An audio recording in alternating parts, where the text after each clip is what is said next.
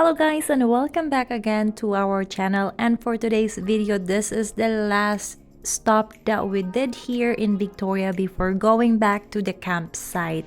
So we're gonna visit this castle right here, the Craigdarroch Castle. This is one of the castles that has a rich history in Victoria, not just in Victoria but the whole province of British Columbia. What you're seeing right now is the front view of the Craigdarroch Castle, and if you want to see only the outside of this castle, you are free, you're welcome to come and see. But if you want to go inside, there is an entrance fee for that. We have to go at the back since the office is there. We have to pay for the entrance fee so we can get in. So that's the office right there. And this is the back view of the castle. The entrance fee varies, of course. As adult, we paid $18. We didn't pay for Kai since he's still a toddler. After paying, we can go inside, and the entrance is in here, guys, the back of the castle, not the front of the castle. So that's it. We're now inside. We'll give you a quick tour of how it looks like inside. This Craigdarroch Castle is a Canadian National Historic Site owned and operated by the Craigdarroch Castle Historical Society. But in the late 19th century, it was owned by the family of Dunsmuir. So Robert Dunsmuir was the wealthiest person in the province of British Columbia. He made his fortune by owning and operating coal mines in British Columbia. He was also a railway developer and a politician. Here's some facts of Robert Dunsmuir.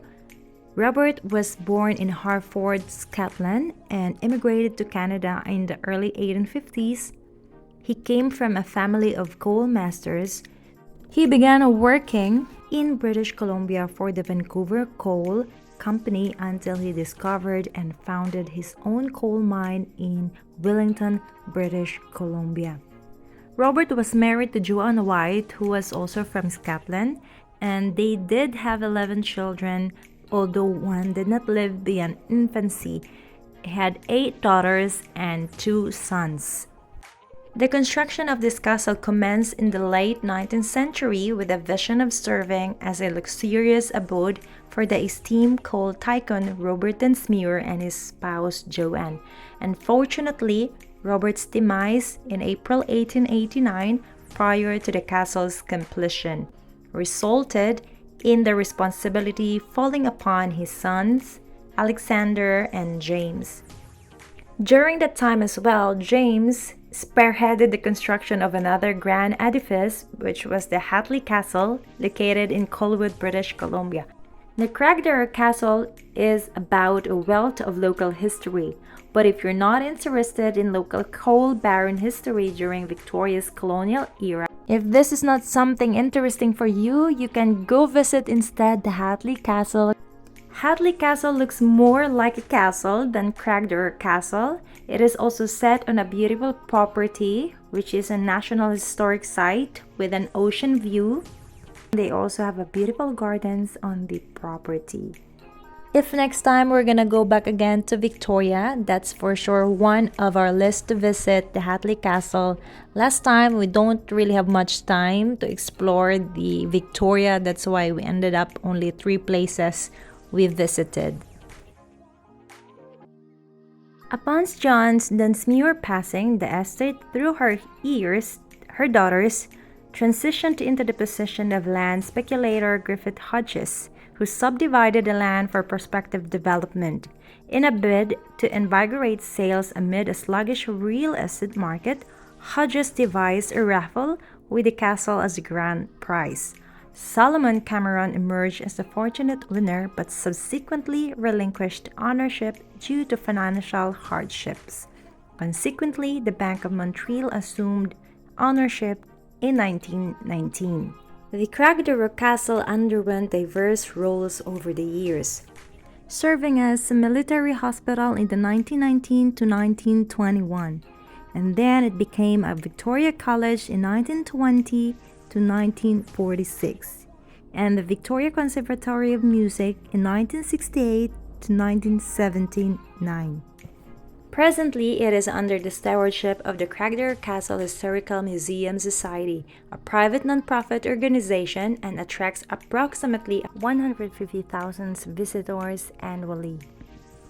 The castle attained the prestigious designation of a National Historic Site in 1992, a testament to its enduring cultural significance. Throughout its existence, Craigdarroch Castle has been intertwined with the narratives of 6 principals and entities, each leaving an indelible mark on its rich history. This legendary Victorian mansion was built on a hill overlooking the city of Victoria. This castle has 39 rooms, 17 fireplaces, and a tower accessed by 87 stairs. Craigdarroch was extensively renovated by the Federal Department of Soldiers' Civil Re-establishment (DSCR) prior to opening as a military hospital in September 1919. The original kitchen was replaced and internal walls reconfigured on almost every floor. New sinks, bathrooms, and hydrotherapy facilities were installed. As you can imagine, that this castle really went a lot of modification according to its purpose, just like the hospital, then college, and then into a music conservatory. This Craigdarroch Castle has served the greater Victoria community in so many ways, and they are just happy to continue the legacy.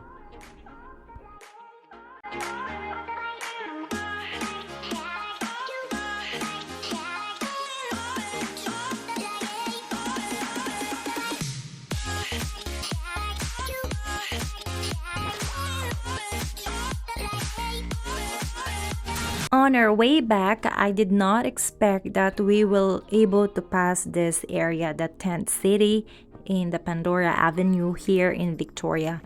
It feels so weird, the things that you only saw on the news and now you are seeing it in person. So it's kind of shocking to me.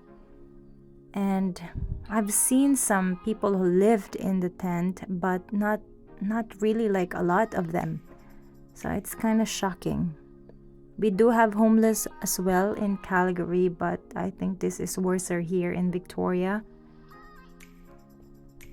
I don't know what's going on, guys. I can't explain really, but I just want also to give you awareness for the people who are thinking that this is Canada, it's nice there, but that's another side of Canada that I want you to see. If you're gonna ask me why Canada has homeless people when in fact it's a first world country, so here are some reasons why there are homeless. First is the housing. When it's too expensive and people cannot afford to rent or to pay the mortgage, so they end up choosing to live in the tent. And another is if they are jobless or they're unemployed.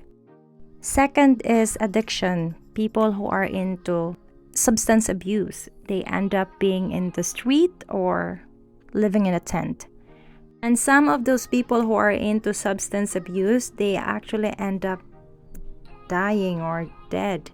As the preliminary reporting released by the BC Coroner's Service confirms that toxic, unregulated drugs claimed the lives of at least 2,511 people in British Columbia in 2023.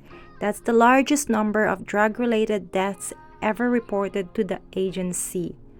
And as what I've found in Google, that the province that has the largest overdose or a death related to overdose is the British Columbia.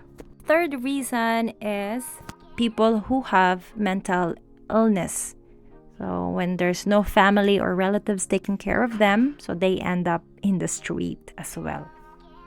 Those are only few reasons why we do have homeless here in Canada.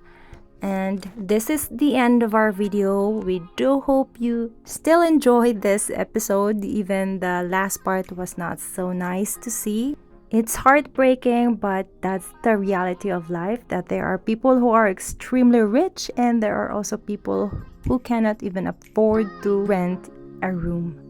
That's the end of our video today, guys, and we do hope you like this video. And if you haven't subscribed, please subscribe to our channel, hit the notification bell as well. You can leave your thoughts also in the comment section. We would love to hear from you. See you for the next video. Bye, guys.